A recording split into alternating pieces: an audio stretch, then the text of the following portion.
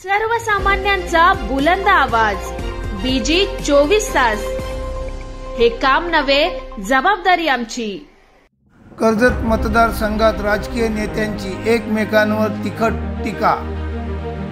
आमदार महेंद्र थोरवे समर्थकांनी पत्रकार परिषद घेत मांडली बाजू. टेंडर सुद्धा निघालेलं आहे, पण एवढ्या जलद गतीने काम करणारे आमदार आपल्याला या ठिकाणी मिळालेले आहेत. मी या घरातील एक प्रतिनिधी, या घरातील एक व्यक्ती असल्याचा मला सार्थ अभिमान आहे. आणि येत्या काळामध्ये कर्जत खालापूरमध्ये घडणारा विकास हा आपण सर्व लोक तर बघणारच आहात. म्हणजे खालापूरमध्ये असलेली वॉटर स्कीम असेल, खोपोली नगरपालिकेमध्ये सुरू असलेली भुयारी गटार योजना असेल, माथेरानमध्ये सुरू असलेली भुयारी गटार योजना असेल, नेरळची 40 कोटीची वॉटर स्कीम असेल, आपल्या खांडस पात्रज मध्ये खुंटलेला जो विकास असेल, आज तुम्ही आजही जाऊन बघा, या खालापूर खांडस आणि पात्रज मध्ये झालेले रस्ते हे वाखाणण्याजोगे आहेत. आज आम्ही सोडा, आमच्या मागून तुम्ही पीडब्ल्यूडी मध्ये जा, कुठलाही डेप्युटी इंजिनियर करून त्याची माहिती घ्या, त्या कर्जतचा काय विकास झालाय. आणि ठेकेदारी हा तर व्यवसाय आमचा मुळात नाहीच आहे. मी स्वतः ऍडव्होकेट आहे. मी माझ्या कोर्टाची कामं करून मी या इथे कर्जत मध्ये विकास कामांसाठी वेळ देतो. परंतु एखादा डिपार्टमेंट सांभाळत असताना कुठेतरी टोल लागतो, कुठेतरी टोलची पावती फाडायला लागते. ही कामं तर तुमची आहेत मित्रांनो. आम्ही अशी कामं कधीच केलेली नाहीयेत. असतील तरी दाखवा. म्हणून एक छोट्याशा भाड्याच्या कार्यालयातून पत्रकार परिषद घ्यायची आणि इथून वळगण्या करायच्या, अशी कामं येत्या काळामध्ये इथे बसलेला कुठलाही शिवसैनिक हे खपून घेणार नाही. तुम्हाला जेवढी कुंकुमी आहे तर 2024च्या विधानसभेच्या निवडणुकीला तुम्ही सामोरे जा. ही कर्जतची जनता, हे कर्जतचे सर्व शिवसैनिक आणि तुम्ही ज्यांच्या पाठीत खंजीर खुपसले ते सुद्धा सगळे लोक तुम्हाला उत्तर दिल्याशिवाय राहणार नाही, असं मी या ठिकाणी माझं मत व्यक्त करतो. आणि या कर्जतच्या विकासाला अजून गती मिळण्यासाठी 2024 मध्ये ही कर्जतची जनता नक्कीच आमदार साहेबांना पुन्हा आमदार करेल, हा विश्वास आमच्या सर्वांच्या मनामध्ये या ठिकाणी आहेच. परंतु याच मतदारसंघामध्ये आमदारांना ज्या पद्धतीने त्यांच्यावरती टीका, जे आता भावी आमदार मानतायत त्यांना जेव्हा भावी आहेत, पण आमचेच आता या ठिकाणी आमदार जे आहेत ते तुम्हाला भावी होऊनच देणार नाहीत, की तुम्ही भावी अपेक्षा ठेवूच नका. हे आमदार आहे ते 25 वर्ष यांना कोण हलवू शकत नाही, कारण त्यांच्याकडे कार्यकर्त्यांची, आमच्यासारख्या कार्यकर्त्यांची, हिंमतवान कार्यकर्त्यांची एक मोठी फौज आहे.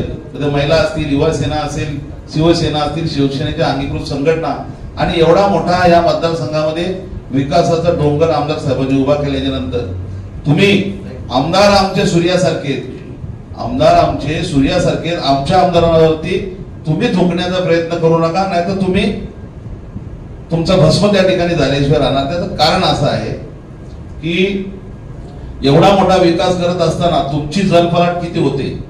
तुम्ही एका प्रवेश सोहळ्यामध्ये आमदारांचा, माझा भाऊ काय ठेकेदार नाही, माझा भाऊ काय भाचा ठेकेदार नाही, तुम्ही अशा प्रकारचे जर समोर आपली जर महायुती आहे आणि निवडणूक तोंडावर आल्याच्या नंतर तुम्ही पण आमदारांच्यावर टीका करताना तुम्ही काल कर्तव्य पाळलं पाहिजे.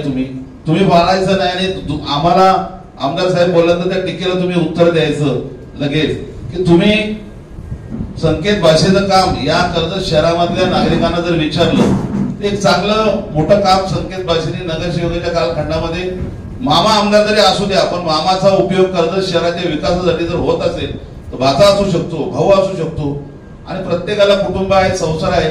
कोण ठेकेदारी करू शकतो, कोण सातबार करतो, कोण किराणाचं दुकान चालवतो. प्रत्येक लोकशाहीमध्ये प्रत्येकाला व्यवसाय करायचा अधिकार आहे.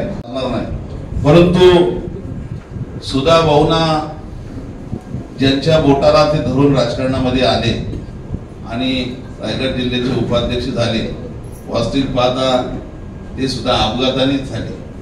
जिल्हा परिषद सदस्य, ज्या माणसाने जिल्हा परिषदेची उमेदवारी दिली, रायगड जिल्हा परिषदेचं उपाध्यक्षपद त्यांना दिलं, परंतु एका शेलूच्या फुलाच्या भाषणामध्ये आमदारांनी मुद्दा उपस्थित केला का 15 वर्षामध्ये जेवढी कामं झाली नाही तेवढी या 1.5-2 वर्षामध्ये मी विकासाचा डोंगर त्या ठिकाणी उभा केला. आणि खऱ्या अर्थाने त्या वाचनाचं आमदार सुरेश लाड यांना लागलं.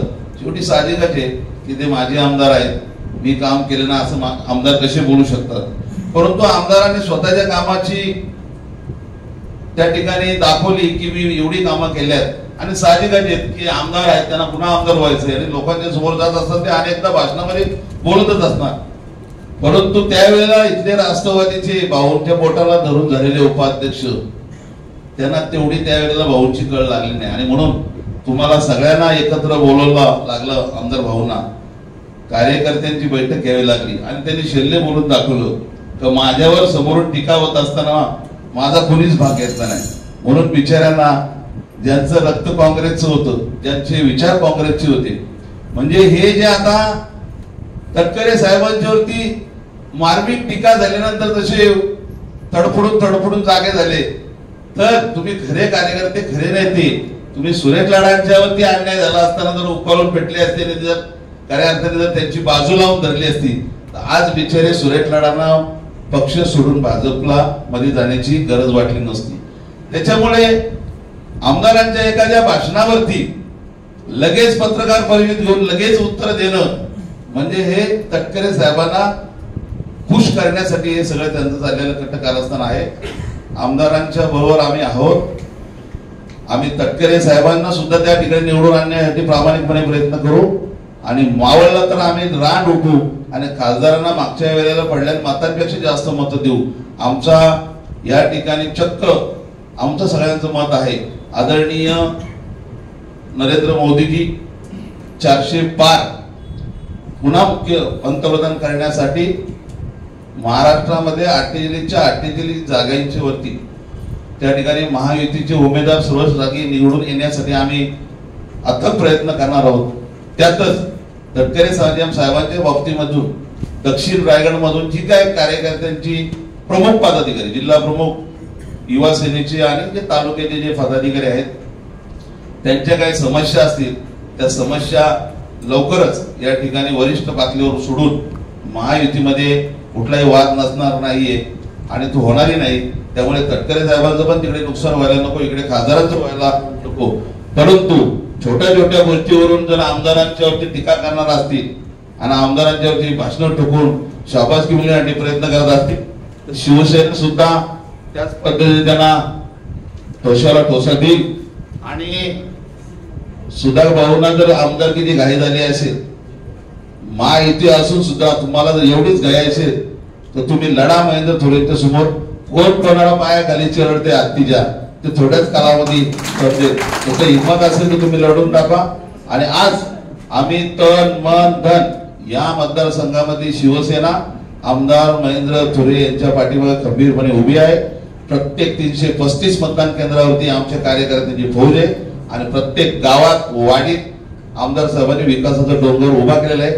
त्याच्यामुळे त्यांना पराभवाची भीती अजिबात नाही. आणि म्हणून तुम्ही सांगतात की मी आमदार झालेले मी समाधानी आहे, याचा अर्थ त्यांची इच्छा संपले आणि तुम्ही त्यांची आमदारकी लढवण्याची इच्छा नाही, तुम्ही तुमच्याच मनामधून तुम्ही बोलून दाखवता. तर असं का नाहीये, तर तुम्ही आमच्या समोर एकदा लढा, ते एकदा काय व्हायची ते कुस्ती होऊन जाऊ द्या. जय जय महाराष्ट्र.